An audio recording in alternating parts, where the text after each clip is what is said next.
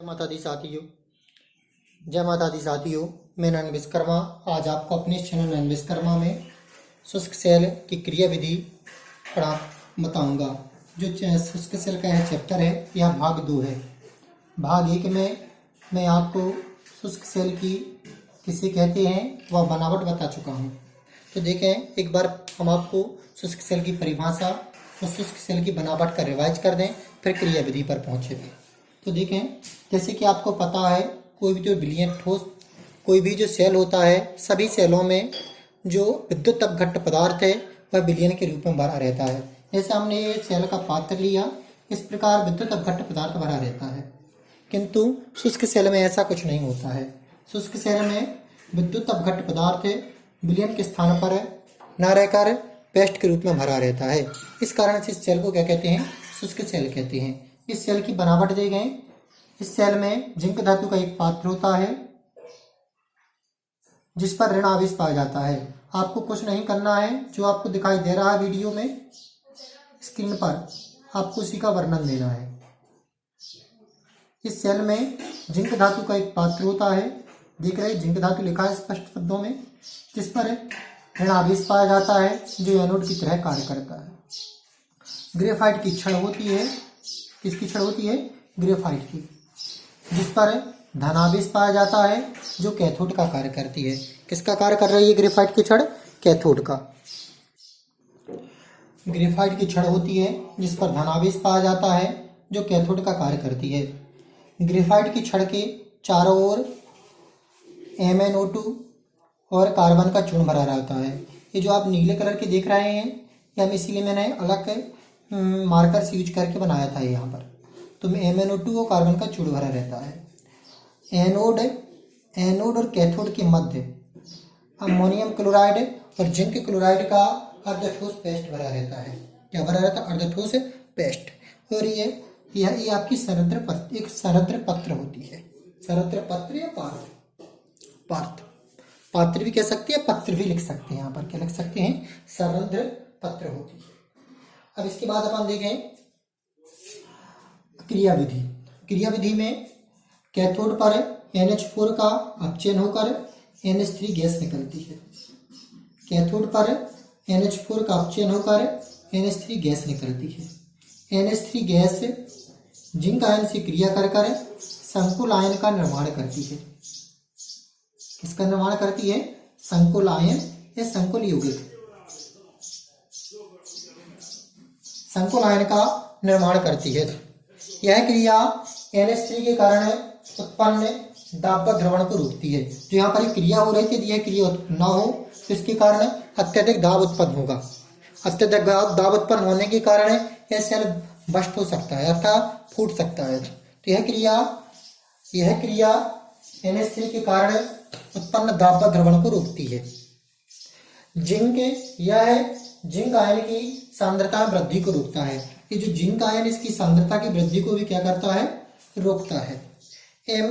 H2 MnO2 का ऑक्सीकरण कर देता है।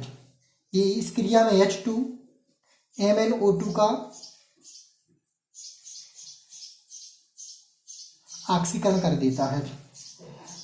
इस सेल में अमोनियम क्लोराइड की प्राकृतिक अम्लीय होने के कारण यह धातु का संक्षारण कर देता है, जिसके कारण यह लंबे समय तक नहीं चलती है। तो यहाँ पर एक क्वेश्चन निकल कर आता है कि शुष्क सेल लंबे समय तक कार्य क्यों नहीं करते हैं। तो इसका सीधा आंसर है कि इसमें जो अर्धठोस पेस्ट होता है उसमें अमोनियम क्लोराइड होता है, और अमोनियम क्लोराइड की प्रकृति अम्लीय होती है, जिसके कारण यह सेल लंबे समय तक कार्य नहीं करते हैं। तो आपने देखा कि कार्य लंबे समय तक क्यों नहीं करता है। इस सेल का जो विभाग होता है 1.25 से 1.5 तक होता है। 1.25 से 1.5 तक होता है। इसका एक बार और रिवाइज कर रहे हैं, फिर आप कॉपी पर उठाकर लिख लेना, जिससे आपके लिए ऑल टाइम के लिए हो जाए। तो देखें, कैथोड पर NH4 का अपचयन होकर NH3 गैस निकलती है। NH4 का क्या होता है? अपचयन, जिससे क्या निकलती है? NH3 गैस निकलती है।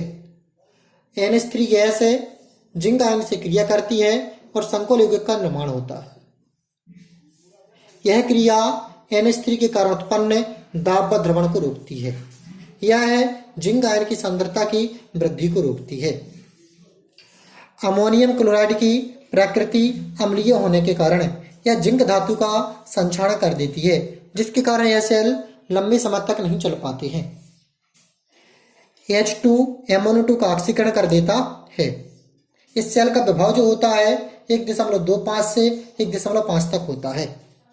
पेपर में यहाँ से 2 ऑब्जेक्ट निकल सकते हैं। शुष्क सेल लंबे समय तक कार्य क्यों नहीं करते हैं, तो इसका आंसर होगा शुष्क सेल में अर्धपेस्ट के ठोस के रूप में अमोनियम क्लोराइड रहता है, जिसकी प्रकृति अम्लीय होती है, जिसके कारण यह सेल शीघ्र नष्ट हो जाते हैं। दूसरा ऑब्जेक्ट निकलेगा यहाँ पर, किसका, इस सेल का विभाव कितना होता है, तो इस सेल का विभाव जो होता है 1.25 से 1.5 तक होता है। अब आप आराम से कापी पेन निकाल लें, इसके बाद मैं आपको एक एक करके बोलता हूं, आप लिखते जाना। तो देखें, आपने निकाल लिया होगा। देखें, सबसे पहले शुष्क सेल, वह सेल जिसमें विद्युत अपघट्य विलयन के स्थान पर अर्ध ठोस पेस्ट भरा हो।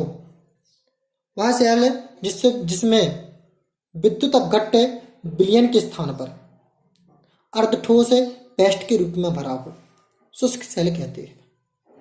एक बार और रिवाइज करते हैं, यदि आपने नहीं लिखा तो लिख लेना।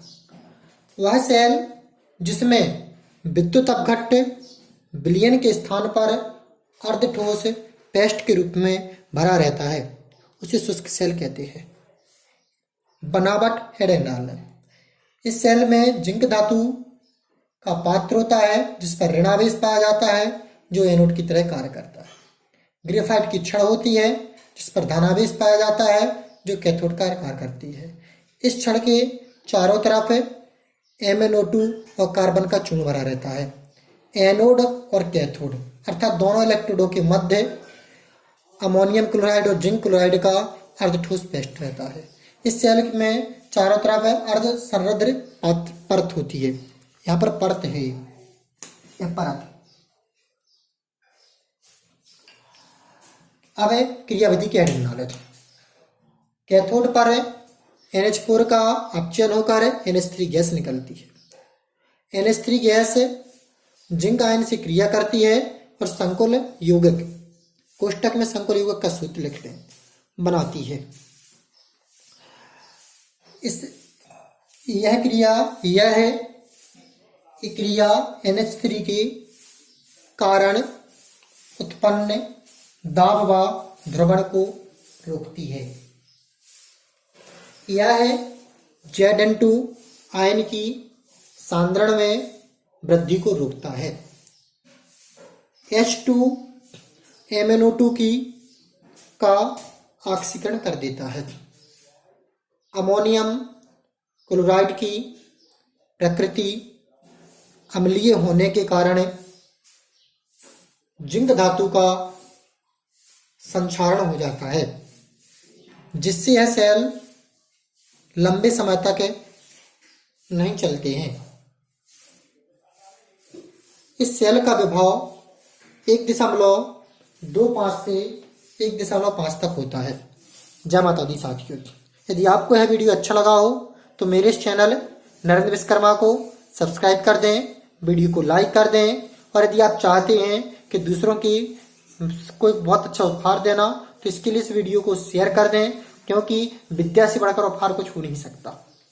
जय माता दी साथियों।